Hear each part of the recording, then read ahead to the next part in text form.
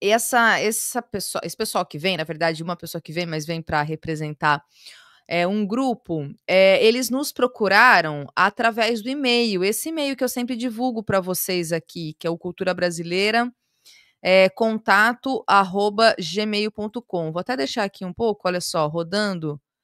E aí, porque eles têm um projeto muito foda, muito legal, vale muito a pena, assim, para a gente poder conhecer. E aí eu chamei eles aqui para a gente trocar ideia, para a gente poder conversar e eles trazerem mais detalhes. O Núcleo Cena Crítica é uma cooperativa de artistas, e aí eles vão falar, a gente vai conversar aqui um pouco mais, porque eles trabalham com essa ideia mesmo de teatro de agitação, né, de propaganda e agitação. Então não vou falar mais detalhes, porque eu quero ouvir realmente, né, que eles falem. E quem vai estar aqui comigo é o Gabriel Vinícius, que ele é o idealizador do Núcleo Cena Crítica, diretor, dramaturgo e ator. Devidamente apresentado, Gabriel, seja bem-vindo agora sim ao Noite Brasil, Cultura Brasileira. A gente está entrando nessa segunda parte aqui do nosso programa, que a parte mais direcionada mesmo para falarmos, tratarmos de cultura, sob a perspectiva mesmo da luta de classes, das nossas relações aqui enquanto pessoas que defendem, né, a Revolução Brasileira, a Revolução Socialista Brasileira, e a gente pensar a cultura um pouco a partir dessa dinâmica mesmo, dessa lógica. Então, boa noite para você, seja bem-vindo mais uma vez. Boa noite, Thalita. Um prazer para mim estar aqui hoje, assim. Primeiro, eu queria dizer que a iniciativa do programa Cultura Brasileira eu acho muito foda,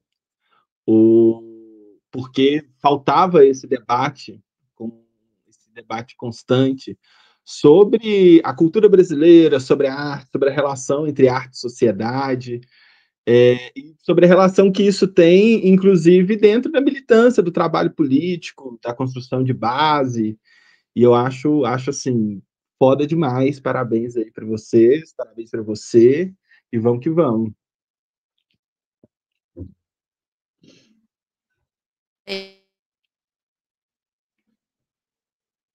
Meu microfone aqui multado. Então, queria te perguntar já logo de cara para você explicar o que, que é esse projeto, o que, que é o Núcleo Cena Crítica. Então, o Núcleo Cena Crítica, ele vai nascer diante, primeiro, de uma demanda de um movimento que é o Fórum Popular de Cultura, de Contagem, daqui da cidade de Contagem, que é um movimento que nasce em 2009 com o objetivo de organizar a categoria dos trabalhadores da arte dentro do município. Na época, para conseguir estabelecer um fundo municipal de cultura, para conseguir organizar um sistema municipal de cultura, porque você não tinha uma lei que regulasse a cultura no município. E, assim, depois de uma longa trajetória e passada a pandemia e os reveses, e esse momento agora que a gente está vivendo, que é um pouco de retranca, né, da ascensão popular, dos movimentos de base, a gente percebeu que precisava começar a investir para um trabalho que não fosse só o de construção de assembleias, o de construção de um trabalho político mais convencional, mas que a gente precisava construir também algum tipo de afeto e também retomar uma coisa que a gente acredita muito, que é um trabalho de aliança mesmo entre as categorias de trabalhadores, porque a gente acredita que a cultura, a arte, ela é uma ferramenta muito forte de construção de afetos, de construção de ideais políticos, de formação de base, mas que ao mesmo tempo ela só consegue alcançar esse potencial dela quando ela é apropriada também pelos outros conjuntos. Então, a gente no núcleo, a gente tem feito um esforço hoje de tentar trabalhar em parceria, principalmente com sindicatos, com entidades de classe, com organizações de trabalhadores, com movimentos sociais, onde a gente consiga dar um sentido maior para esse trabalho e conseguir instrumentalizá-lo mesmo dentro da luta de classes e da formação política. É isso. Acho que respondi. E não, respondeu, acho que, eu acho que isso é um desafio que está colocado, e eu acho que a gente do campo da esquerda tem se feito essa pergunta inclusive, né, dentro do campo da cultura, porque nós estamos num contexto, político e social no Brasil em que pensar a cultura de alguma forma, no sentido mais amplo mesmo, dentro no campo das batalhas, a gente está perdendo, né? Perdendo em que sentido? Se a gente for e tentar caminhar, por exemplo, para as questões de projeto político do lado de lá, do campo da extrema-direita, por exemplo, a partir, né, de algumas ferramentas, a gente pode pensar a própria igreja evangélica, né, ou as suas pautas de costume, isso não deixa de ser cultura e a gente, de alguma forma, não sabe muito para onde caminhar nesse sentido. Eu não sei se o anseio de vocês, né, de vocês em particular, porque é idealizador desse projeto, também entra um pouco no bojo dessa questão, né? Entra na discussão sobre isso. E aí, a partir desse comentário, eu te pergunto: a partir de que referências e que inspirações que vocês têm para a formação, desse núcleo e para a ação mesmo, para a prática, né? Porque de todo o projeto que vocês, têm ali nas atividades, nas apresentações. É, foi justamente partindo dessa análise mesmo. Eu e a minha companheira, né, a Pabs Andrade, inclusive ela que fez esse bordado aqui da Palestina, fazer um merchan para o Balaiada, que é a página de bordados dela. A gente estava fazendo um debate muito, muito forte na época sobre como que a direita estava avançando muito na estrutura, não só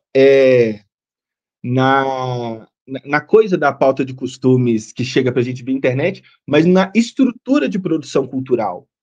A gente tem um exemplo do Brasil Paralelo, que qualquer vídeo de esquerda que você abre no YouTube vem uma propaganda deles, eles são uma produtora de filmes, assim, não sei quantos filmes que eles produzem por ano, mas, por exemplo, as igrejas evangélicas, pentecostais, e principalmente as mais ricas, que são normalmente as aliadas à extrema-direita, elas têm construído durante anos todo um sistema de circulação cultural para além do culto, para além da fala do culto. A gente tem hoje toda uma geração de músicos que foi formada, que recebeu o seu ensino musical, a sua formação teórica, musical, toda dentro de igrejas evangélicas. Da mesma forma que em Minas Gerais tem um curso profissionalizante de teatro, que você tira DRT, que pertence às igrejas evangélicas, que é quase que um tipo de formação para dentro. E fora todo o sistema de circulação que elas têm.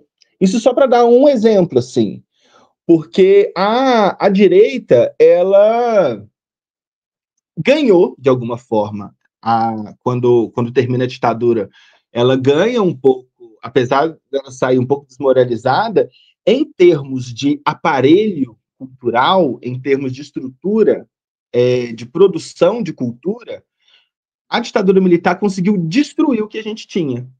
Ela conseguiu, no caso do teatro brasileiro mesmo, ela conseguiu quase que ou matar mesmo e tirar do país, ou botar fogo na sede dos coletivos, impedir o trabalho, censurar. E a gente sai disso com um tipo de resultado que é o tipo de relação que era construído entre os artistas e os movimentos sociais na década de 40 e 50, depois do golpe, essa relação começa a ser destruída e ela começa a deixar de existir. Então, a gente vai olhar um pouco para a história do Brasil, para as experiências que a gente tem no próprio Brasil, no início do século XX, do teatro anarquista, que era fundamentalmente ligado aos sindicatos anarquistas, que vai ter uma participação grande na greve de 1917 no Brasil, a greve geral em São Paulo. Vamos olhar para a experiência dos CPCs, dos Centros Populares de Cultura, ligados à União Nacional dos Estudantes, ali mais ou menos no início da década de 60, que vai ser incendiada no dia do golpe, né? Ou CPC, o Teatro do CPC, recém-inaugurado, incendiado no dia do golpe, e a gente vai olhar para essas experiências e a gente vai começar a tentar pensar alguma forma de retomada, obviamente, tendo atenção ao que é o nosso momento histórico hoje, que é muito diferente do momento de mobilização, mas é o que é retomado. Então, dessa forma, a gente se inspira muito nesse trabalho que era feito ali pelo Vieninha, pelo Augusto Boal, apesar de qualquer coisa que você for olhar, nossa, tá falando muito do Brecht, né? Porque a gente segue muito, a gente trabalha dentro da linha do teatro épico. A gente, na nossa prática e organização, a gente vai se inspirar muito no CPC, no Teatro de Arena, nessas iniciativas que buscaram formular e aglutinar diretamente o trabalho cultural e o trabalho de um movimento social.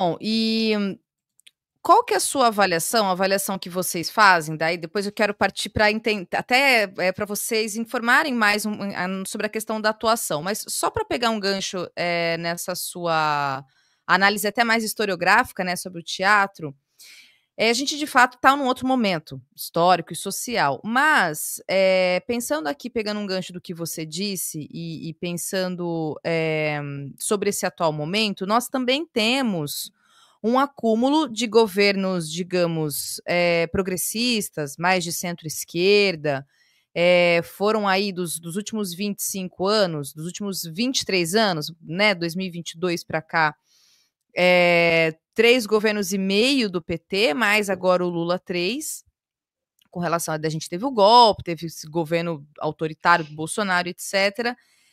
E aí, diante disso, minha pergunta você não acha que faltou um projeto, de fato, a partir dessa experiência, e em se pensar uma cultura nesse sentido de um avanço nas questões democráticas, de você fazer um processo de formação, assim como o núcleo de vocês se pretende, que é formação política e de cidadania a partir dessa área, a gente pode falar da arte como um todo, mas aqui pensando no teatro, né, que é onde vocês estão inseridos. Você não acha que faltou nesse sentido? Porque ainda que a gente tenha esse diagnóstico, né, de que temos uma extrema-direita e tudo que está colocado, mas sabe, a gente também tem um acúmulo de governos, digamos, mais progressistas, de esquerda e etc. Por que a gente está nesse lugar, assim, de um rompimento completo, né, com essa questão do teatro, como você colocou, e não teve uma retomada nesse sentido? Até se a gente for avançar um pouco mais no tempo, né, mesmo que seja desde a redemocratização, desde da Constituinte de 88, quer dizer, não tem uma retomada nesse sentido, né, Gabriel? Eu não sei se você tem esse entendimento e por que a gente não retomou mais? Por que a gente não tem mais esse teatro dessa forma, né? Vinculado a essas práticas, como você trouxe, que já aconteceram lá no século XX? Eu acho que por 2 motivos. Primeiro, eu acho que a burguesia brasileira morre de medo desse tipo de trabalho ser retomado, porque esse tipo de trabalho significa um tipo de vida cotidiana ligada à entidade de classe.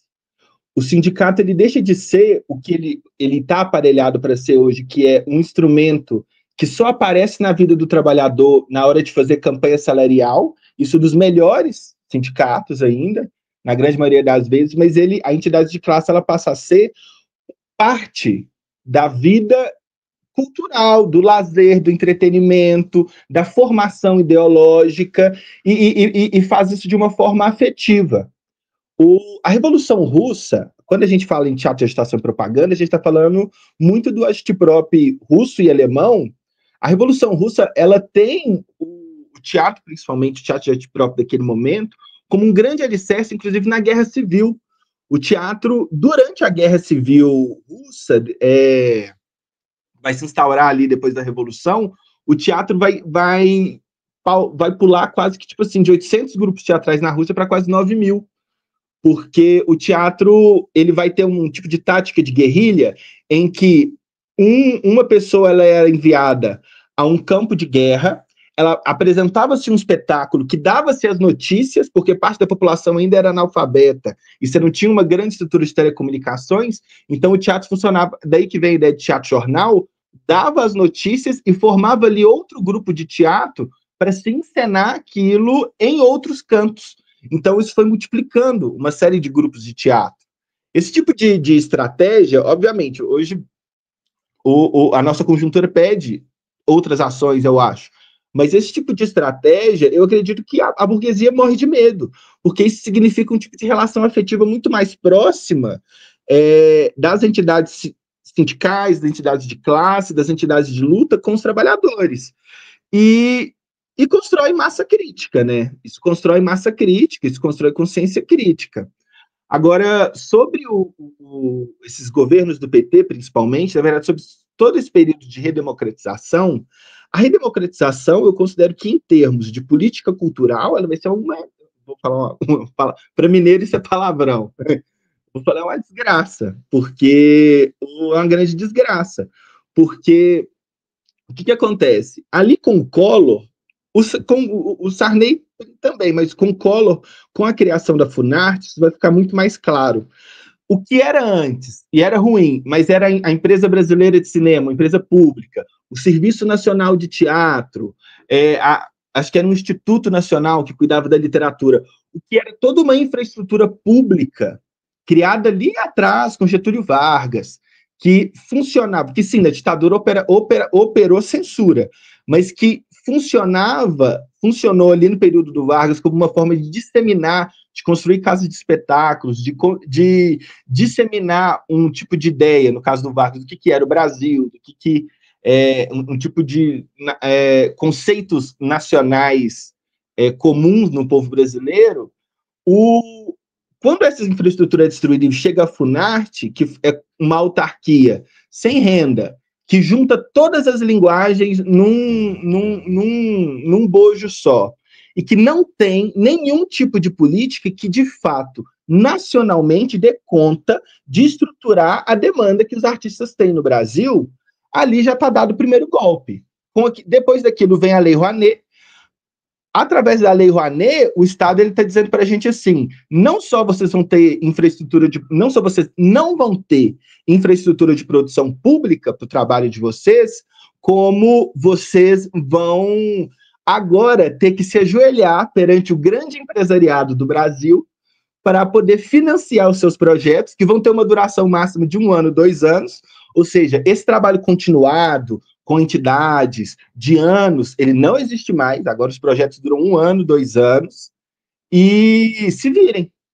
Então, a partir daquele momento, a cultura passou, o controle da cultura nacional na redemocratização passou para as mãos da burguesia brasileira. E a gente virou, basicamente, o que a gente é hoje, enquanto trabalhadores, é uma parte do departamento de marketing dessas empresas. Ou quando não, no caso mais para frente, a gente vai ter os pontos de cultura e a criação de fundos municipais de cultura. A gente tem em São Paulo o Movimento Arte contra a Barbárie, em 99, para a criação de leis, que vai inspirar uma série de leis que vão construir fundos, leis de teatro, que são esses editais públicos de prefeitura que a gente tem hoje. No entanto, ainda assim, esses editais eles têm quase sempre um recurso pífio para operar em cidades sem estrutura, e a gente acaba virando um tipo de prestador de serviço para a prefeitura, em que é passado para nós resolver questões de infraestrutura, de trabalho, de circulação cultural, que é direito do povo trabalhador, porque a Constituição institui no artigo 215 os direitos culturais, apesar de ela não explicar esse direito, mas é direito do povo trabalhador ter acesso à cultura, só que o Estado ele terceiriza isso através dos editais, ou com editais pífios, ou com a burguesia brasileira, a Vale, falo da Vale porque aqui em Minas Gerais é um inferno essa empresa, hoje é a maior investidora em cultura do Brasil, ela destrói o Estado. Financiadora. É a maior financiadora de cultura do Brasil, ela destrói o nosso Estado, e hoje é muito difícil se achar qualquer projeto cultural que não esteja sendo pagiado por ela. Então, a avaliação que eu faço é que a redemocratização, o Estado brasileiro agiu, apesar de acabar com a censura, o Estado brasileiro agiu ativamente para que esse tipo de trabalho que a gente tenta fazer no núcleo não fosse mais possível, não fosse possível. Porque tudo na legislação cultural brasileira trabalha contra um tipo de trabalho continuado. Vai contra um tipo de trabalho continuado. Então, a avaliação que a gente faz é que, assim, a política de pontos de cultura, ela tem pontos interessantes, ao mesmo tempo, nunca chegou um recurso digno para ela, e não existe política pública sem recurso. Não é possível. Se a política pública não tem recurso, se o ministério não tem recurso, se a pasta não tem recurso, é só a conversa fiada, é lorota, é mentira. E a avaliação que a gente faz, então, é de que hoje quem controla, quem pauta boa parte do que é produzido por cultura no Brasil são as grandes empresas. E a gente está tentando costurar um tipo de trabalho, inclusive de financiamento, por fora desse circuito empresarial. Até porque os nossos espetáculos, né, o espetáculo Parem as Máquinas, Sim. que fala sobre a greve de 1968 em Contagem, a primeira greve a impor uma derrota à ditadura militar, que conseguiu furar o arroxo salarial, e que fala, assim, abertamente sobre os inúmeros abusos que as empresas, as indústrias metalúrgicas de Contagem fizeram com os trabalhadores. Esse espetáculo nunca a gente ia conseguir chegar numa Mannesmann da vida, que é uma grande metalúrgica aqui de Contagem, e falar assim, vamos patrocinar a nossa circulação na cidade. Isso não vai, não tem como isso acontecer. Então a gente está tentando, nesse momento, costurar um tipo de, como resposta a essa conjuntura, um tipo de relação por fora, de financiamento mesmo, junto a sindicatos, a entidades de classe. A gente pega recursos, por exemplo, de fundos municipais, são recursos muito pequenos, a gente escreve projetos para eles, mas são muito pequenos, então a gente precisa estar sempre completando e criando também, usar isso também para criar um tipo de relação de circulação direta com a base. Fugir também desse circuito de cultura que se formou com a Lei Rouanet, que é um circuito onde o artista apresenta para outro artista. É meio que viciado, assim. Totalmente. Bom, em resumo, né, acho que a sua análise nada mais é que esse atrelamento completo ao neoliberalismo, né? É isso, assim, quase que uma terceirização, né? Acho que não chega nem a ser privatização, literalmente, porque sequer isso foi atrelado ao Estado em algum momento, né? Nem por esse processo passou-se, então não dá nem para falar em privatização, mas é um alinhamento completo uma condição neoliberal mesmo, né? Dessa atividade. Enfim, é trágico, é uma desgraça. Você tem toda a razão, Gabriel, é uma desgraça. Agora, falando um pouco sobre o trabalho mesmo de vocês, né? Eu queria que você apresentasse, na verdade, eu até separei aqui deixa eu ver se eu consigo colocar. Consigo. Tem você, e aí tem a Pabs Andrade e Douglas Tadeu. Quer dizer, esse é o núcleo, digamos, o núcleo duro do Cena Crítica, assim, vocês que estão ali na linha de frente, e aí se puder falar um pouco deles e também do trabalho em si, porque vocês têm algumas frentes, me parece, né? Além de vocês montarem as peças, vocês têm também todo um trabalho ali de formação pedagógica a partir dos projetos que vocês têm também, né? Isso. A PABS, né? Esse núcleo, a gente chama de núcleo administrativo, né? Que a gente cuida da papelada, a gente vai tentar conversar com os sindicatos, tentar fazer parceria, tentar construir, pegar o boi pelo chifre, né? A PABS, ela fica principalmente com a produção, a captação de recursos, né? A assessoria de comunicação, social media, que é um trabalho fantástico, assim, convido todo mundo a ir visitar o nosso Instagram, é muito bonito. E ela também é artista visual. Ela é artista visual e borda e pinta. E ela também trabalha na operação da visualidade, ajuda na visualidade do espetáculo. O Douglas é ator e dramaturgo, ele vai entrar no grupo a partir do momento que a gente vai fazer uma oficina de formação em teatro político, e vai casar uma relação muito boa, assim, entre a gente. E ele é um ator fantástico, assim. Nós estamos montando agora um espetáculo sobre o Fred Hampton, né? Vai chamar Poder em Qualquer Lugar Onde Haja Povo. É um monólogo que o Douglas ele tá trabalhando em cima do último discurso em vida do Fred Hampton. E é um ator, um dramaturgo fantástico, assim. E esse núcleo, ele meio que opera organizando as outras frentes de trabalho. Então, a gente tem, por exemplo, uma frente técnica, né? Hoje com o Márcio Diogo, eu também faço parte da técnica. A gente tem essa parte pedagógica com as oficinas, com os seminários de formação. A gente está tentando construir agora. A gente está tentando alugar uma sede, né? Conseguir recursos para alugar uma sede, para que a gente consiga ter cursos de formação mais ampliados. A gente está construindo também uma frente no audiovisual. A gente recentemente fez o Ciclo Livre de Vídeo Popular.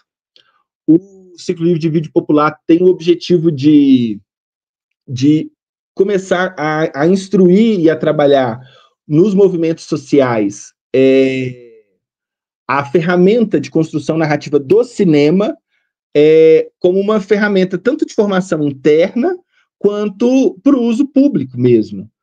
E também a gente tem uma frente de caracterização cênica, né? Que tem a Jéssica Luiza Cardoso, que é uma excelente caracterizadora, figurista e cenógrafa. E a gente tem, assim, hoje a gente tem essas frentes, que são as frentes que a gente tem perna para atuar. Que tem outras pessoas trabalhando nelas, temos outros parceiros, e que nós, desse núcleo duro, nós estamos conseguindo, a gente consegue administrar, captar recurso. Mas o trabalho principal nosso, o cargo-chefe, vamos dizer assim, é o trabalho com teatro. A gente está no terceiro espetáculo, é um trabalho de pesquisa, né? Então a gente vai tentando construir um acúmulo e uma avaliação desses espetáculos. A gente está na montagem desse Fred Hampton agora, Poder em Qualquer Lugar Onde Haja Povo. No ano passado, estreamos O Alienado, que é um espetáculo sobre a alienação do trabalho digital. Então, esse espetáculo é muito louco, porque é um espetáculo sci-fi, assim, a gente quis tentar fazer uma distopia científica no teatro, funcionou bem, estreou com 2 atores, que é o Douglas Tadeu e o baiano, né, Cristiano Neri, estreou no ano passado, e o nosso espetáculo de estreia como grupo, que é o Parem as Máquinas, é um espetáculo, assim, acho que é o espetáculo que eu mais sou apaixonado por ter dirigido, que já tem um corpo muito maior de trabalho, acho que é uma equipe de 10 pessoas para fazer o espetáculo, 6 pessoas em cena, o resto nos bastidores, e a gente tem tentado construir e costurar um tipo de trabalho que toque tanto em questões sensíveis do momento, mas que também busque trazer uma reflexão para o além. Não de forma dogmática, não com um debate bobo, né, de só falar assim, os problemas que existem nós vamos resolver com a Revolução Socialista, mas de tentar trazer uma coisa que o Brecht falava muito, que é Sim. trazer o afeto para a razão, trazer aquilo que está sendo representado em cena e que te afeta, aquela situação contraditória da vida no Capital, para um momento de reflexão mesmo do público, para que ele tenha o espírito e a vontade de tomar posição sobre aquilo. Então a gente começa com uma reflexão sobre esse trabalho metalúrgico da década de 60, 70, que hoje no Brasil é cada vez menor, o Brasil é um país cada vez menos industrializado. Nosso segundo espetáculo vai tratar muito sobre o trabalho nas mídias digitais, o Alienado, e esse terceiro espetáculo nosso, ele nasce ao mesmo tempo de uma certa paixão e debate que a gente tinha pelo Partido dos Panteras Negras, né? A Pabs Andrade ela vai ter contato com o lançamento recente da Traduagindo sobre os discursos do Fred Hampton, vai colocar para a gente montar alguma coisa em cima daquilo, E eu não sei se eu dou. Ah, eu vou dar spoiler. Mas é porque o discurso, esse último discurso do Fred Hampton, ele tem uma reflexão muito importante sobre o trabalho de base. E ele diz uma coisa que eu acho maravilhosa, que ele fala: o ponto principal do nosso trabalho com o povo, e agora já estou parafraseando ele, é a observação e a participação. Então, nós primeiros fazemos um trabalho de intervenção para que as pessoas nos observem intervindo na comunidade, e aos poucos a gente tem que começar a fazer com que elas participem dessa intervenção, até que em determinado momento elas não precisem mais de nós como vanguarda, porque elas mesmas vão ter autonomia de fazer esse trabalho. E eu acho é muito simbólico que esse seja o último discurso dele, né? O, e a gente ficou um pouco fascinado com essa avaliação do Fred Hampton. Estamos fazendo esse espetáculo agora, tentando trazer isso dentro da forma cênica. Um tipo de trabalho em que, também na forma cênica, a gente tenta construir com a cena exemplos de observação para o público observar e criticar, e construir para fora do espetáculo um tipo de participação ativa. Tanto na construção coletiva, que muitas vezes a gente faz, como é o caso do ciclo livre de vídeo popular, que é um filme que ainda está em produção, mas que foi filmado e construído coletivamente, quanto nas questões políticas mesmo ativas da vida. Muito bom. Olha, muita coisa, e até enquanto você falava, eu ia colocando aqui, gente, para vocês acompanharem um pouco da página e sigam lá, tá, o Núcleo Cena Crítica. Então, na verdade, o espetáculo atual que vocês estão é sobre o Fred Hampton. E é porque eu tô vendo aqui que tem esse que você falou, inclusive, que é um dos que você mais gosta, né, que é o Parem as Máquinas. Eh, e aí, assim, eu tô até acompanhando e queria, colocar aqui alguns vídeos para vocês até verem, viu, gente? Até poderem ter aqui um exemplo. Vou colocar aqui um vídeo, tá? Só um trechinho para vocês acompanharem de um dos espetáculos. Olha só. Braços cruzados, suas máquinas paradas, nenhum acordo com o patrão. Queremos agora a queda da ditadura! Vejam vocês aí. A gente já está repetindo. E aí é muito legal assim poder ter esse entendimento, né? E dentro disso que você está falando, porque tem uma questão que eu queria te perguntar. Eu acho que de alguma forma você já respondeu, mas enfim, fica aqui para a gente se aprofundar. Se a arte e a ideologia elas são indissociáveis. Pergunto, porque nós estamos num momento, aqui muito de senso comum, e eu sempre fico com essa preocupação, sabe, de verdade, né, pra gente não ficar também conversando só muito entre a gente, assim, dentro de uma bolha. Quando a gente está discutindo essas questões, porque, minha pergunta vai em que sentido? A gente está num momento em que a arte está sendo muito discutida e muito dessa ideia de tentar descolar ideologia e, portanto, dizer que não há esquerda e direita, que tem que ter uma autonomia, tem que ter uma liberdade. Que, claro que a gente está falando aqui de conceitos, inclusive, muitíssimo mal colocados, mal elaborados, etc. Mas eu estou sempre partindo aqui de frases de senso comum mesmo, porque, pelo menos a minha preocupação, Gabriel, é a gente poder conversar com a massa, sabe? Pra gente sair um pouco, né, da bolha mesmo, assim. Então a minha pergunta é: arte e ideologia, elas são indissociáveis? E aí com esta pergunta qual é o desafio que a gente tem então para fazer esse entendimento de poder demonstrar aquilo que a gente defende, desse entendimento de luta de classes, daquilo que a gente quer apresentar, mas tentando, tirar um pouco dessa pecha mais caricata, tentando, sabe, tentando fazer uma certa pedagogia mesmo para a gente poder trazer as pessoas nesse entendimento, nesse processo de construção, de formação de consciência de classe, porque eu acho que é o objetivo de alguma forma que está colocado pra gente, né, não sei.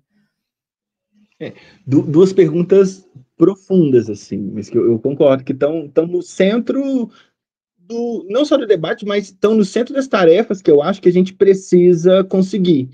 E que eu acredito que vão ser essenciais, vão ser definidoras do nosso destino, a gente conseguir tocá-las ou não.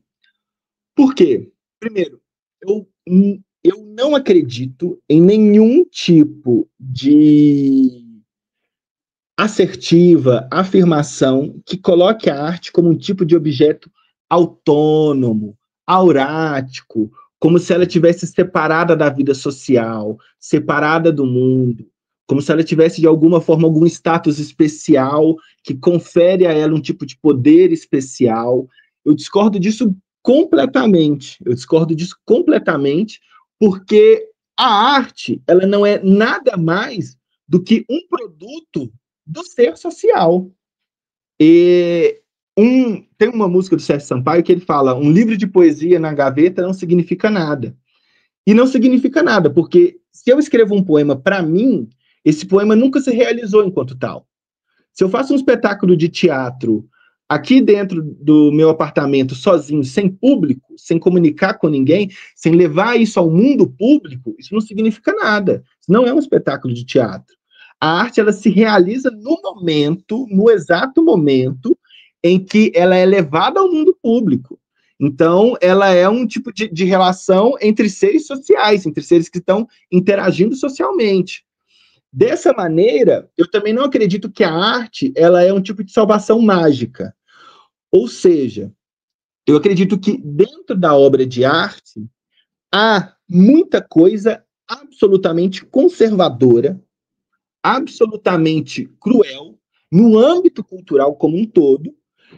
Não à toa as empresas investem tanto. Não à toa Hollywood tem recurso do Ministério da Defesa dos Estados Unidos, porque a arte ela tem um poder reificador também. Ela tem um poder de massificação, ela tem o poder de gerar medo, de construir ideias que são destrutivas socialmente. Então, eu não acho que toda obra de arte é boa. Eu não acho que. Eu não. Tem muita gente que nessa de autonomia da obra de arte passa pano para o cinema nazista, assim. Eu discordo completamente. Eu também não faço um tipo de avaliação dualista de bem e mal. Eu acho, por exemplo, que dentro de um objeto de obra de arte, ele carrega dentro dele as contradições desses seres sociais. Dito isso, o que eu acho que a gente tem que fazer? Eu acho que hoje, principalmente, urge um tipo de trabalho artístico que seja construído, financiado de forma independente pela esquerda, pelos organismos da classe. Por quê? Primeiro, o capital ele não vai fazer a revolução pela gente.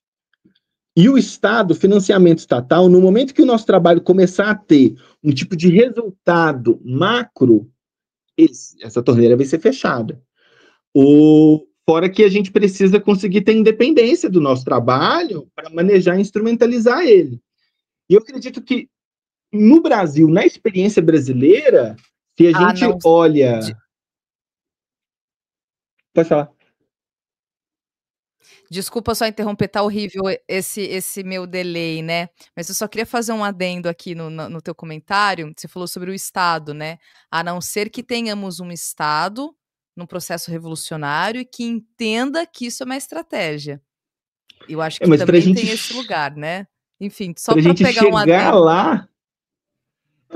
Mas é isso que eu tô falando. Para a gente chegar nesse momento em que um Estado revolucionário está instaurado, que a gente acirrou a luta de classes e a mesa está pendendo para o nosso lado, a gente precisa construir um tipo de trabalho que vá nos dar essa hegemonia. Essa hegemonia, ela não vai ser... Eu acho que essa hegemonia ela não vai ser dada para nós, e é isso, ela não vai ser dada para nós, ela vai ser construída. Porque eu fico pensando... Quando você Sim. fala de um trabalho pedagógico, né? Eu acho essencial.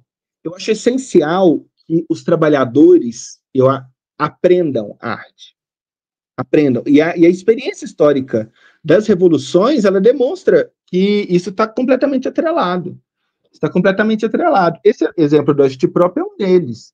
Esses grupos de teatro não eram profissionais que passaram pelas instituições culturais, foram formados, receberam DRT. Não, eram trabalhadores que começaram a operar o teatro como uma ferramenta do seu dia a dia. Porque houve também a compreensão de que não existe, porque senão parece que a gente quer operar um teatro e existe um outro teatro que é neutro, aurático, separado. Não, é a compreensão de que grande parte das obras de arte que são construídas hoje, elas estão operando para uma construção de hegemonia. No caso do teatro do cinema principalmente, o Brecht ele tem uma crítica ao que ele vai chamar de teatro aristotélico, ou drama burguês, que é uma crítica que está totalmente sobrescrita na forma. Ele mostra como que uma determinada forma dramática que privilegia o diálogo intersubjetivo do indivíduo no espaço privado, aí disso a gente já falou sobre como é todas as novelas da Globo. E grande parte dos filmes de ação, porque que tem sempre um debate no ambiente privado, aí depois porrada, um debate no ambiente privado. E sempre quem age é o indivíduo. Então, a forma dramática, ela já está dentro dela trazendo a semântica do indivíduo burguês, desse indivíduo universal, desse indivíduo que é naturalizado como um tipo de indivíduo comum a todos os seres humanos, porque a realidade da vida é essa. E um exemplo disso, por exemplo, uma crítica que eu vou fazer agora, aquele filme Marighella, que é um excelente filme de ação. Só que como todo o filme ele está focado num tipo de relação, de diálogo intersubjetivo, e ele tem muitas cenas, as cenas que vão se debater política, elas estão quase todas em ambiente privado, fora as cenas dos assaltos a bancos e por aí vai, como tem muitas cenas que está focando muito no rosto dos atores, o filme ele dá a impressão de que a ALN é um tipo de grupo, que eram ali 8, 9 jovens, suados todos, muito emocionados, que estavam tentando fazer algum tipo de loucura contra a ditadura. Esta forma dramática, ela não dá conta do que a gente quer representar como classe trabalhadora. Aí o Brecht, ali na década de 20, ele vai propor o que ele chama de teatro épico, em contraponto ao teatro dramático, que é a inserção de narrativa, a volta do coro ao teatro, a inserção da historicização da cena, do distanciamento cênico, que acontece para a gente poder construir, no âmbito da obra de arte, este debate que é público, que é maior, que está para além do indivíduo, que está para além do herói dramático, que vai chegar e que vai resolver, ou que vai morrer tentando resolver, mas que tem a ver, está sobrescrito ali, uma operação social. E este teatro, ele é didático. Assim como as formas dramáticas de arte são também didáticas, porque elas operam a partir da naturalização, da construção, da naturalização do que é a vida burguesa. A gente assiste uma novela da Globo, essa novela da Globo, a forma dela nos convence de que este jeito de viver, de que a família brasileira é daquela forma, de que o homem brasileiro, a mulher brasileira, eles agem daquele modo, inclusive eles constroem um tipo de identificação tão forte que a gente fica querendo comprar as roupas e as marcas e os produtos que as atrizes usam, que a propaganda dentro da novela publiciza. Então, eu acho que existe, sim, um tipo de trabalho urgente a ser feito, que é de contraponto, que é de um tipo de produção que busque trazer a nossa perspectiva de mundo, uma perspectiva que não é individualista, uma perspectiva que é coletiva, e que a gente consiga, obviamente, traduzir isso na forma e consiga dialogar. Porque o principal objetivo é que a gente afete as pessoas, que a gente não é não é dar uma de professor, né? Não é chegar com um espetáculo de teatro para dar uma de professor, mas é de conseguir mostrar, através da obra de arte, que existe uma outra alternativa que nós podemos pensar juntos. Existem outras formas de ver o mundo além das formas naturalizadas. E nós temos capacidade de, juntos, não só dar vazão a essas outras alternativas de construção de sociedade, como o céu é o limite. A partir do momento que a naturalização, né, essa naturalização que a burguesia constrói da vida social quebra, o céu é o limite. Que a gente percebe que a sociedade ela é construída. No nosso trabalho, a gente tenta aplicar isso. A gente tem vários recursos, inclusive, a gente tenta construir vários recursos cênicos em que o público, de alguma forma, ele opine ativamente dentro do espetáculo, em cima de um conceito que o Augusto Boal chamava de ensaio para a revolução.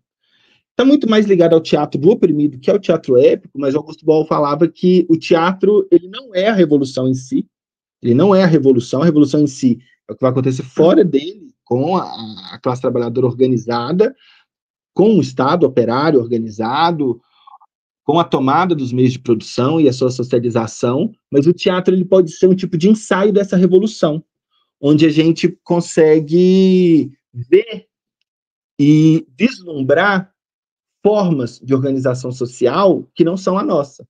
E um exemplo dessa interação com o público, historicamente, a greve de 68, ela vai ter uma... Depois que o Jarbas Passarinho vem para cá, para Contagem, vai vir uma repressão muito forte e vai haver uma assembleia que marca o fim da greve. E apesar da assembleia marcar o fim da greve, esses grevistas, principalmente os que vão ser demitidos, eles vão exportar esse modelo de greve para São Paulo, né, para Osasco, depois para o ABC Paulista, mais futuramente. Mas o que acontece? Em Contagem, é esse momento que a greve ela tenha um fim, num momento que era muito crucial, que talvez se essa greve tivesse continuado um pouco mais, a pressão sobre a ditadura, nacionalmente, inclusive, tinha esquentado mais. E a gente faz uma assembleia com o público para debater isso historicamente, e para o público se posicionar sobre aquilo que ele viu e mostrou no espetáculo, e revotar essa greve. E aí, nessa assembleia, a gente acaba colocando, principalmente no final, falas e temas que são atuais para o debate. Como, por exemplo, os próprios limites que o governo do PT tem hoje, que a institucionalidade burguesa, nessa apropriação que ela fez da esquerda, tem hoje, e tenta passar, então, a partir disso tudo que foi exposto, um tipo de construção de solução coletiva com o público.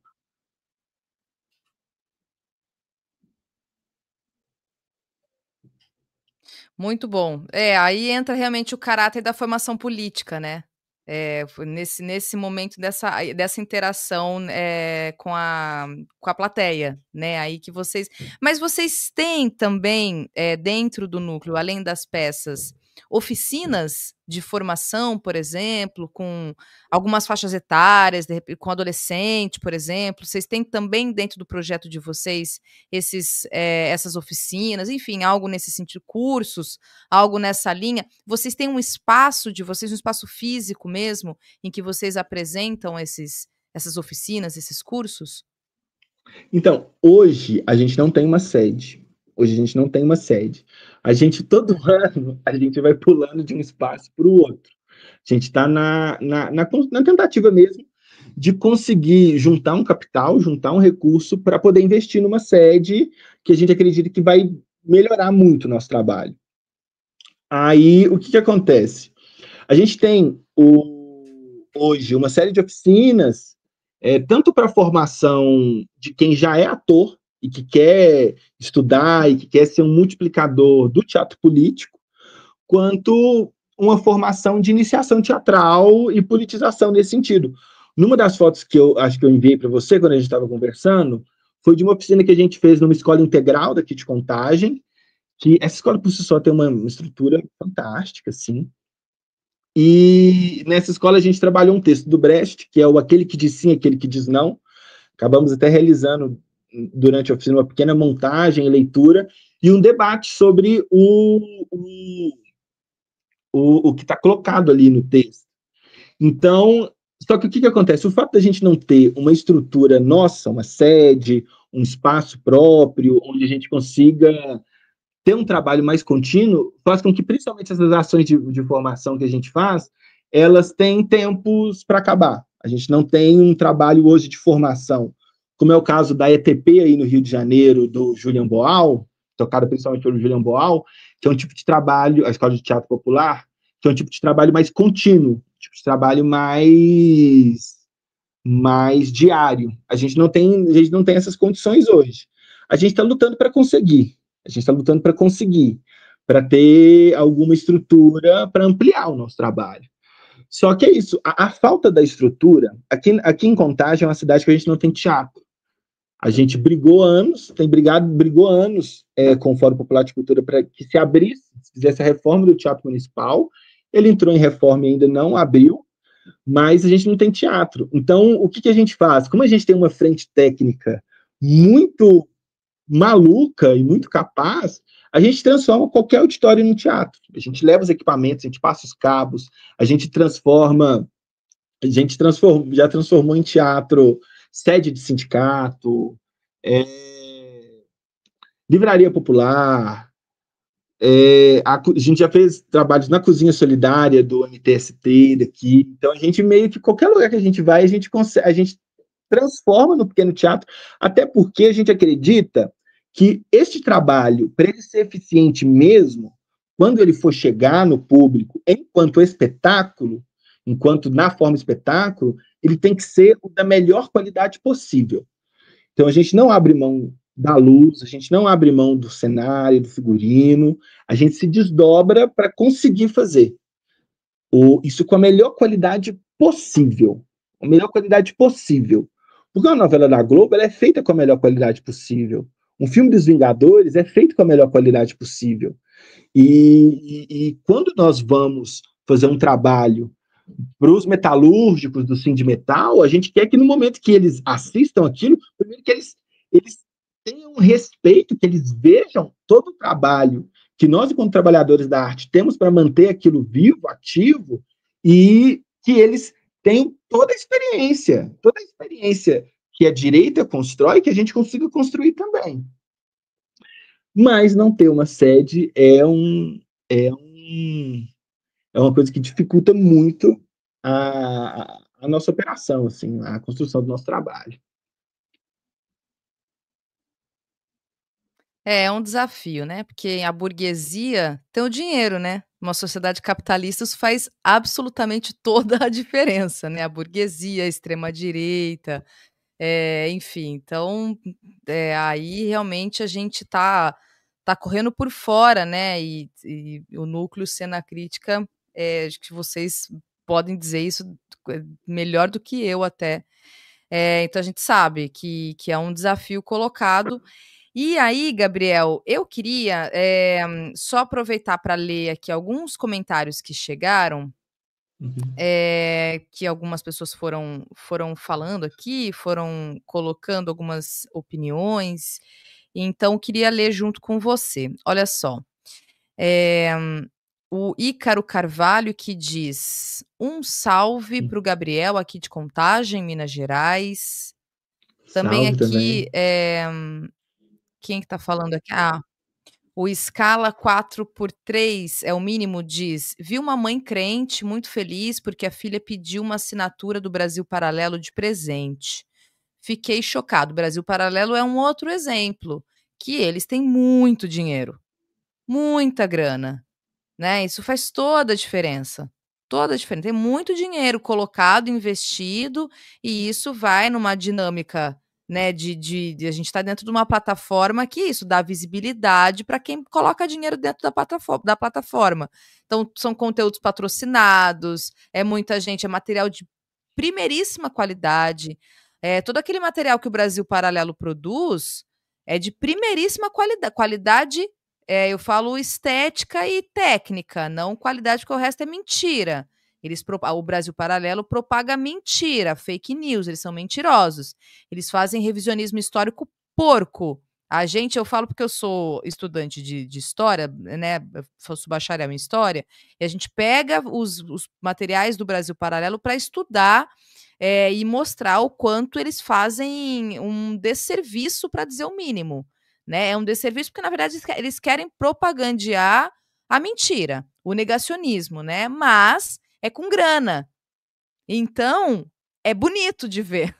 Você entende? Bonito nesse sentido, porque tem dinheiro. Se tem dinheiro, né, Gabriel? Então, é isso. A novela da Globo, que é uma propaganda da burguesia, muito aqui em resumo falando, é ótima.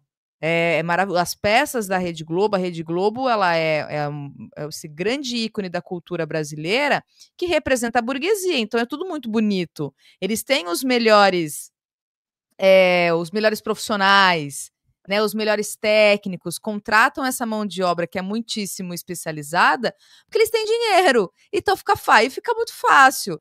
Então é nesse sentido, né, que eu quero dizer assim. Então o Brasil Paralelo sai muito na frente nessa questão.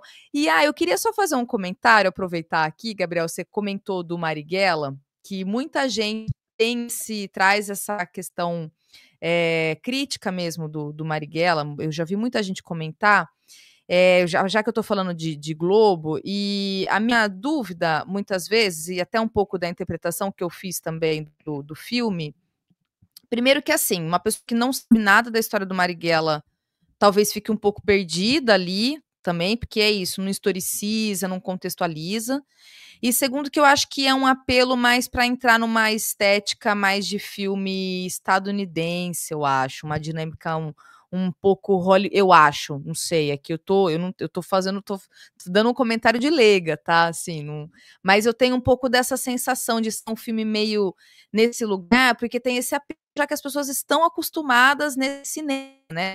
Então, acho que para ter um apelo de bilheteria, eu acho, para ficar uma coisa muito palatável comercialmente falando, eu acho, sabe? Não sei se é nesse sentido que você fez esse comentário do Marighella, então por isso que eu queria te ouvir melhor até. Existe uma... É nesse sentido também, Existe uma questão que a gente, no núcleo, a gente sempre fala que é uma forma reacionária, por mais que haja um conteúdo revolucionário, por mais que ela traga um conteúdo revolucionário, uma forma reacionária, ela tende a construir uma semântica reacionária dominante. Um exemplo disso, o filme Olga, da Globo Filmes, aquele filme que a Globo fez da Olga. A sensação que a gente tem é que a Olga, primeiro, era uma tadinha. A gente tem uma sensação de que a Olga era uma tadinha, que se envolveu ali, adolescente, com o comunismo, e se viu num tipo de paixão com Prestes que custou a sua vida. Então você tem sempre, e aí você vai ter sempre, a partir do momento que você está construindo um filme em que o roteiro ou a dramaturgia tem por base o diálogo intersubjetivo, ou uma ação heróica, ou seja, é um filme que ele é movimentado somente pelo indivíduo que age, pelos seus sentimentos, pelas suas questões. Você nunca tem o complexo social de contradições que leva aquele indivíduo a agir. Quando você tem isso, você vai ter sempre uma obra que vai privilegiar as questões que são do mundo subjetivo às questões que são do mundo público. No caso da Olga, por exemplo, o filme privilegia muito mais o relacionamento romântico dela com Prestes do que o imenso trabalho político que aquela figura tinha. Da mesma forma, o filme do Marighella, como o filme todo, e aí perceba, é sempre uma câmera muito focada no rosto. A gente tem a sensação, e principalmente quando o Marighella morre, a gente tem a sensação de que toda a Revolução Brasileira dependia daquele homem, ao mesmo tempo que a gente tem a sensação de que era também um pequeno grupo de heróis, que não tinha uma era um dos maiores movimentos armados do Brasil.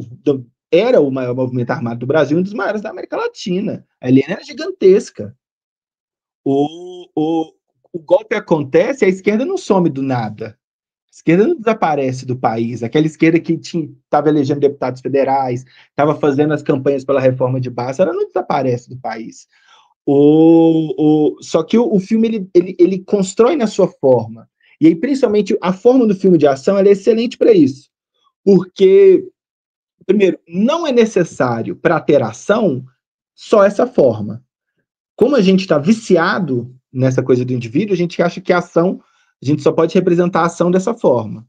O Glauber Rocha é um excelente exemplo de outras formas de representar, mas para outro momento. O filme do Marighella, ele vai começar a construir um tipo de identificação trágica com a figura do Marighella, como uma figura trágica, que desde o início está fadado à derrota. Então a gente não tem em nenhum momento do filme a sensação de que aquela luta podia, de fato, gerar uma reação em cadeia no Brasil. A gente tem o tempo inteiro a sensação de que aquela é uma figura trágica e de que qualquer esforço individual naquele sentido, ele é um esforço heróico trágico. Então o Marighella é quase um Édipo. Desde o início ele sabe que ele vai morrer e ele morre. Ele anuncia sua tragédia no início do filme e no final do filme a sua tragédia acontece. E aí, o que acontece? Esse tipo de forma de fazer arte, isso não é natural e isso é muito recente. Isso é ali século XVII, XVIII. Isso que a gente chama de drama burguês é a partir do momento que a burguesia começa a tomar o poder e tomando o poder, ela começa a construir um tipo de teatro, um romance, a pintura, todo o processo ali do Renascimento, ela começa a construir um tipo de arte para representar os seus valores. E esse tipo de filme do indivíduo na frente, do indivíduo que age solitário, heróico, não é nada mais do que o valor burguês do homem que trabalha, que edifica a sua vida através do trabalho, que ele vai tentar e vai fazer, e se ele perder, ele sofre as consequências da sua perda, que é uma mentira. É uma mentira. Quem trabalha só se fode, quem age socialmente só se fode, e esse indivíduo burguês que constrói a sua própria história, ele não existe. Só que todo o aparato de arte, ele está construído em cima de convencer a gente de que a vida burguesa é a única vida possível. E aí, mesmo que você tenha um conteúdo absolutamente revolucionário sobre uma grande figura, como é o Marighella, ou como é o caso da Olga, mesmo que você tenha um assunto absolutamente, completamente contra o capital, como a forma da obra aprisiona esse assunto, delimita esse assunto, o resultado final quase sempre, óbvio, tudo é dialético, isso não é é possível você assistir um filme e conseguir tirar dele um outro tipo de contradição, um outro tipo de reflexão, mas o resultado da massificação dessa forma é quase sempre reacionário.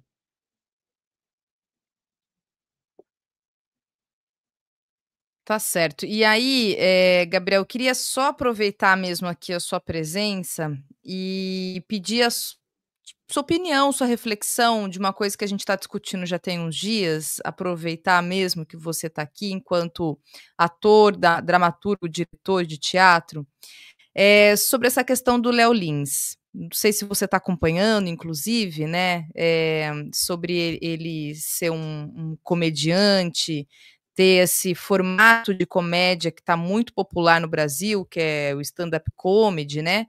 E majoritariamente são representados por essas figuras que reproduzem discurso de ódio, na minha avaliação, né? Entendendo um pouco, tentando dizer que aquilo é piada. E aí eu queria te ouvir, se você, claro, né, se debruçou de alguma forma, se você tem alguma opinião formada a respeito dessa discussão que está colocada no campo da arte, para além da questão, né, jurídica, dele ser... porque tem muita gente que está questionando, por exemplo, a dosimetria da pena, porque 8 anos de prisão, embora a gente saiba que ele é um homem branco, rico, de classe média, ele não vai ser preso, né? Enfim, então, mas assim, além dessa questão da pena, da condenação, etc., eu queria te ouvir nesse aspecto da arte e dessa ideia da censura, da liberdade de expressão, de que ele... Eu vou te falar o porquê, inclusive, que eu queria muito te ouvir. Tem muita gente rebatendo uma publicação que eu fiz, que tem mais de 1 milhão de interações entre repostagem e curtida e comentário, etc. Sabe aquela postagem que saem da bolha, assim, e virou um negócio gigantesco nessa postagem que eu fiz no X. E muita gente vindo rebater o meu questionamento, porque a minha postagem eu reproduzi um vídeo Rafinha Bastos, em que ele, de maneira muito irônica, ele diz, bom, já que é para condenar e prender o Léo Lins, então que se prenda e condene e prenda a Adriana Esteves por ter feito a Carminha, ou então a Débora Bloch por fazer a Odete Roitman, e porque elas, enfim, porque elas têm falas assim, assim, assado, porque são racistas, porque reproduzem discurso de ódio, etc. E aí, na minha análise, aqui, de novo, né, leiga dentro de um senso comum, eu falei, olha, um comediante fazendo um show de stand-up comedy não é um personagem. Portanto, a comparação é burra. Em resumo, na minha avaliação. E aí, a partir disso, como teve muita gente que me rebateu, eu queria te ouvir, enquanto, né, pessoa que é do teatro e etc., que talvez tenha um entendimento um pouco melhor elaborado e que tem propriedade melhor para falar sobre isso, porque é algo que está colocado, e te ouvir mesmo sua opinião sobre essa questão que está colocada, essas pessoas que reproduzem essas piadas. Estou colocando aqui entre aspas de propósito, porque para mim não é piada, é discurso de ódio, mas tem essas limitações todas. Então, queria te ouvir, mesmo se você tem alguma avaliação sobre isso e se você puder falar aqui para a gente. Eu vou fazer 2 falas, então, uma assertiva e a outra tentando elaborar mais profundamente. A primeira fala é: o Léo Lins precisa ser preso. Ele precisa ser preso e ele precisa ser condenado de uma forma exemplar, o que provavelmente não vai acontecer, mas ele precisa ser condenado de uma forma exemplar. E eu gostaria muito de saber se, caso o Léo Lins seja preso, caso ele vá para a cadeia, para uma cadeia comum, e seja estuprado dentro da cadeia, se no outro dia ele ia ter coragem de fazer piada com esse estupro. Eu acredito que ele faz as piadas que ele faz porque ele consegue se colocar num tipo de posição de distância do mundo. E agora, elaborando um pouco mais, tem uma diferença muito grande. E aí eu estou dizendo, retomando o que eu disse, arte nem sempre é uma coisa revolucionária. Na grande parte do tempo, ela é conservadora e muita coisa precisa ser combatida. Um dos primeiros filmes de Hollywood, por exemplo, é um filme que foi feito para... É o primeiro longa-metragem da história. E é um filme que foi feito para reabilitar a imagem da Ku Klux Klan. Acho que é o nascimento de uma nação, alguma coisa assim. E aí, se você me perguntar, Gabriel, você acha que um filme que é feito para reabilitar a imagem da Ku Klux Klan pode estrear nos cinemas do Brasil, ter uma reestreia? Eu vou falar, não. Para quê? Para mobilizar a base da extrema-direita? Para aí grupo neonazista achar graça? Achar bonito? Não. Esse filme tem que ser censurado? Tem. Ele tem que existir para fins de estudo? Tem que existir para fins de estudo. Mas ele tem que ser censurado de circular no público? Tem. Da mesma forma que eu concordo que o Mein Kampf tem que ser censurado para fins de circulação. Ele tem que ser estudado como documento histórico, tem que ser estudado como documento histórico, mas tem que ser censurado. O que o Léo Lins faz é utilizar o gênero do stand-up, e aí sim, é um gênero que não tem personagem, que se caracteriza por não ter personagem. Stand-up é comédia de pé, ou seja, é o comediante em pé conversando, falando sobre a sua vida cotidiana. Que é um desses gêneros, acho que é o gênero principal do neoliberalismo, porque ele é barato, ele não exige trabalho de ator, ele não exige trabalho de construção de personagem, e você simplesmente apela ao que há de pior, consegue apelar para o que há de pior na sociedade para gerar riso. O Léo Lins, o que ele faz é utilizar esse gênero para divulgar e ampliar um tipo de pensamento execrável, um tipo de pensamento nojento, um tipo de pensamento que é constitutivo do que há de pior na história da raça humana, e por isso ele precisa ser preso, porque a obra de arte não é autônoma, a obra de arte tem consequências na vida prática, a obra de arte afeta as pessoas, a obra de arte gera coisas, questões, situações do mundo real, ela gera reflexões. Então, o que tem que ser, o que eu acho do Léo Lins é que ele tem um trabalho de comédia de stand-up ridículo, que é operacionalizado para difundir o que há de pior na história da raça humana, e ele precisa ser preso por isso, porque isso é crime. E ser arte ou não, não exime ele de cometer um crime. Da mesma forma que, no caso agora da personagem Carminha, a construção de um personagem, ela ainda propicia, constrói identificação, sim. Como, por exemplo, o Capitão Nascimento é um problema de identificação histórico. Nossa, sim. As pessoas se identificaram com a violência fascista do Capitão Nascimento. Constrói identificação, sim. Só que a Carminha, o contexto da obra, não está operacionalizado para incitar o estupro, não está operacionalizado para incitar um ato racista, não está operacionalizado para incitar um ato de incesto de um pai contra o filho.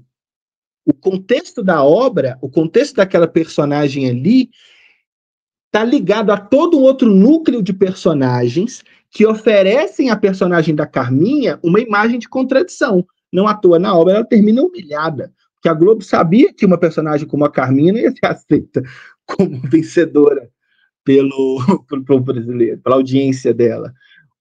Não à toa, ela termina humilhada, porque há todo um jogo de contradições daquela personagem operando na cena, e que mostram outras relações sociais, mostram outros pontos de vista. Então, a Globo, sim, ela opera para uma propaganda da vida burguesa, mas ela o faz de uma forma. O que o Léo Lins faz é operar para incitar na sociedade o que há de pior. E isso é crime. Isso é crime. Porque ele, sim, incita o crime. Ele constrói um texto e um tipo de situação cênica cujo resultado final que fica para o público é que o incesto e que a normalização do racismo, do machismo, da violência contra o corpo do outro, que é diferente do meu, é uma coisa boa e engraçada. Então, para mim, o Léo Lins é execrável. É execrável, tem que ser preso. E o fato de ser ou não obra de arte não exime ele de nada. Porque Hitler também pintava, Hitler fazia, o Goebbels chefiou filmes. Não significa nada. Não é porque o Estado nazista fez filmes que eu vou fazer um festival de filme nazista. Não, se eu fizer isso, eu tenho que ser preso também, porque eu estou incitando filmes que foram operacionalizados para a construção da hegemonia nazista. Então, o crime é crime. Não interessa se quem pratica é artista, se quem pratica é deputado. Crime é crime.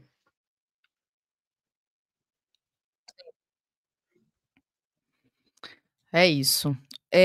Gabriel, então, queria te pedir para fechar mesmo aqui a nossa conversa, para te falar como é que vocês estão então agora. Você disse que vocês têm essa peça, né, que vocês estão, não sei se vocês já estão produzindo ou se vocês já estão encenando de fato, e falar um pouco como é que as pessoas encontram vocês.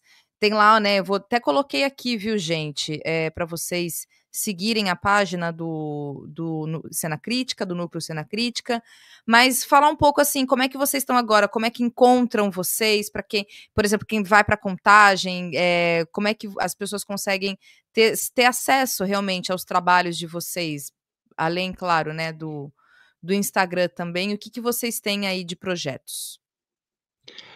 Bom, acho que primeiro eu vou falar, a gente está com uma campanha de arrecadação aberta para financiar a construção desse espetáculo do Fred Hampton, do Poder em Qualquer Lugar Onde Haja Povo. Tá na bio do nosso Instagram, então quem puder visitar o nosso Instagram, contribuir para a nossa campanha de arrecadação, a gente fica muito feliz. Ainda sobre esse tema da arrecadação, retomando um ponto que a gente debateu, a gente está num processo também de diálogo com entidades de classe, sindicatos, para tentar também fazer um tipo de construção coletiva e conseguir um tipo de financiamento também para o espetáculo, porque a gente acredita que a gente precisa, primeiro, profissionalizar, e aí enquanto esquerda mesmo, profissionalizar a nossa atuação e a gente precisa ter independência. Então, obviamente, a gente nunca vai ter os milhões que tem um projeto patrocinado pela Vale, mas a gente acredita que esse trabalho ele tem que ser financiado pela classe trabalhadora para que ele seja um trabalho para a classe trabalhadora. Então, fica também o convite aí para quem for de entidade sindical, quiser entrar em contato com a gente também fica muito feliz de apresentar.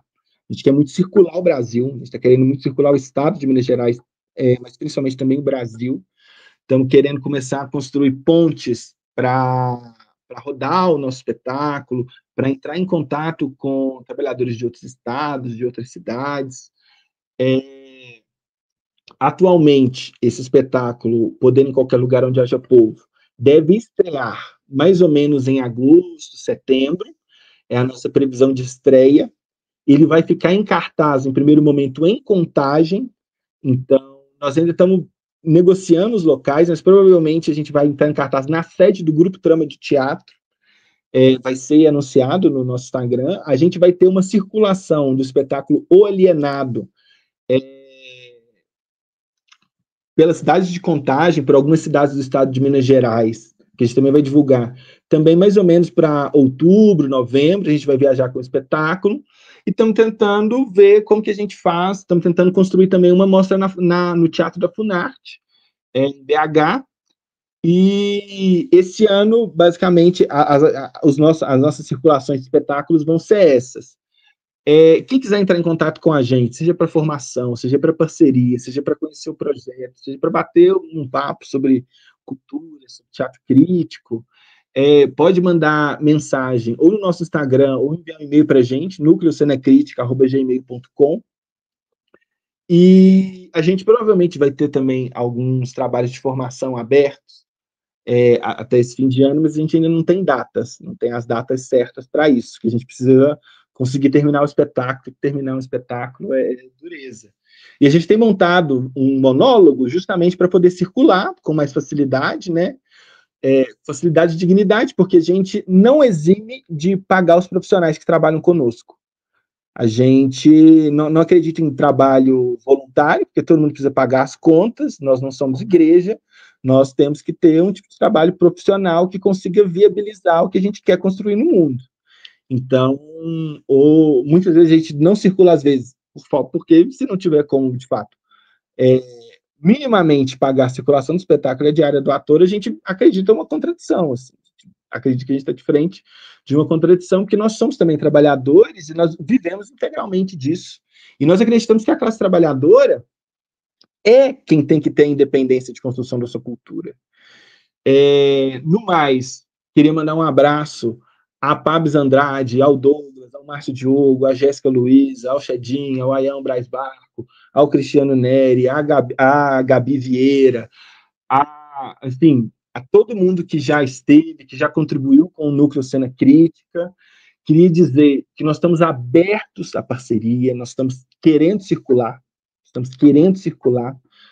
Se quiser chamar a gente para formação, se quiser a gente chamar a gente, sou filiado no Sindeletro, sou filiado no Sindágua, sou filiado no sindicato aqui da minha cidade, tenho espaço e eu gostaria... Nós vamos lá, nós estamos a fim de viajar ao Brasil e de construir, e nessas viagens no Brasil, quem sabe até formar outros grupos nessas localidades, né? E espalhar esse tipo de trabalho.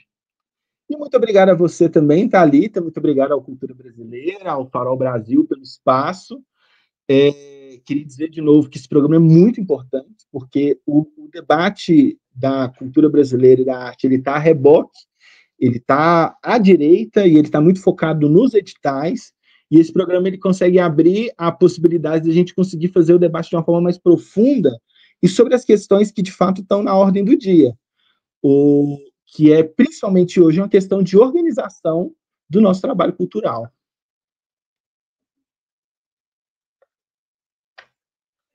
Muito bom. Gabriel, eu que te agradeço, assim, desejo sucesso mesmo pro trabalho de vocês, pro projeto que vocês têm, que é incrível mesmo, assim, que, né, que vocês possam realmente viajar o Brasil, viajar Minas Gerais, viajar o Brasil e que multiplique mesmo. E certamente a gente pode ter outras conversas aqui quando vocês forem estrear ou alguma novidade, alguma informação, alguma cidade, enfim, qualquer coisa que a gente possa aqui informar, divulgar ao nosso público, é só me mandar lá, me chamar, que a gente divulga aqui. Mais uma vez te agradeço e até a próxima. Fechou. Vai ser um prazer para nós voltar. Muito obrigado. Até a próxima.